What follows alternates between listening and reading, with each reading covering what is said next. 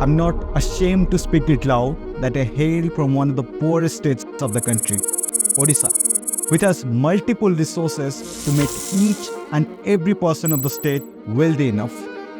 If I ask you what are the big cities you have, which is contributing massively to your economy, your answer is not different other than this: Cuttack, Bhubaneswar and Rourkela. Just look at other states of the country, Maharashtra, Karnataka, Uttar Pradesh. Their focus is solely upon developing an urban center, because these urban centers are contributing massively to the economy and the forerunner of development. It's a popular perception that Odisha is all about the coastal districts. If the Odisha is progressing, it means a major portion of expenditure is done at the coastal part of the Odisha upon the resources that has been extracted from the western and southern part of the state. People are literally thrashed by such disparity. This disparity is not a myth anymore. It's a reality that shook the political throne in the recent elections and opted for a change on the name of Odia or Shmita. When I was growing up as a kid, my parents used to tell me that western and southern part of the state are a bit poor. And I'm 24 right up, guess what? This part of the state are still poor. The western and southern part of the state are typically the southern part of the Mahanadi River. And the Mahanadi River's downside is full of resources. Resources like river, forest, wildlife, iron ore, and whatnot these people have. But guess what? These people are still so poor that everybody is neglecting them. 3 months back, our Honorable Prime Minister, on political visit to the state, put a very eye-opening question for the people. And that question became a key for the anti-incumbency wave in the entire state. How is it possible that a state with multiple resources is still so poor?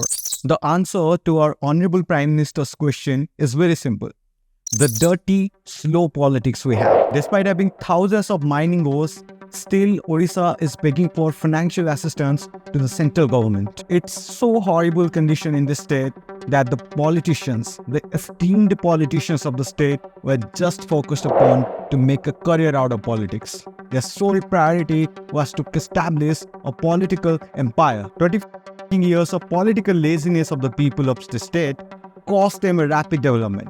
Development of urban areas, quality education, and job opportunities through industries. Talking about industrial development, we have Tata, Jindal, Nalco, Hindalco, Vedant, MCL, and whatnot. But believe me, these public and private sector companies are bloody wealth-sucking leech. I cannot talk about rest of India, but especially in my state, most of the private sector industries are recruiting Biharis, Andhra, and the people of Chhattisgarh and Jharkhand. They justify by saying that the Odisha people are more demanding, unskilled, and more importantly, they are lazy. I don't know how ridiculously they justify such hypothesis, but this is very absurd. So money, power, politics, and especially the alcohol, the government officials, public representatives, and the top-notch ministers of the state are sold to kill the bloody democracy, which makes them to enjoy the power. Every other private mining or metallurgical company is a bloody vulture of Odisha's resources. They are printing crores and crores of money of the resources we have, but they are not providing a full-time job opportunity to the local Odia people to grow further.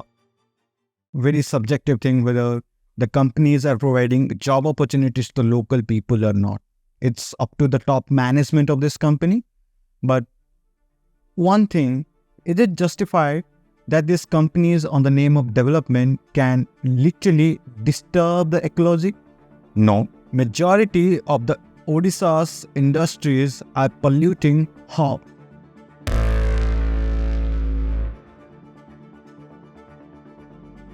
The way Tata, Jindal, Nalco, and multiple companies are disturbing the ecology is very brutal.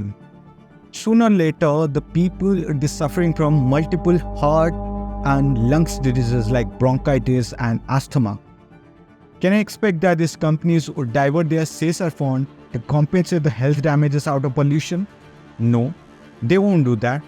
Because the government is literally sold. The government is literally influenced by the lobbyists, the industrial capitalists. They can do anything. All are just living in a bubble of lust of wealth.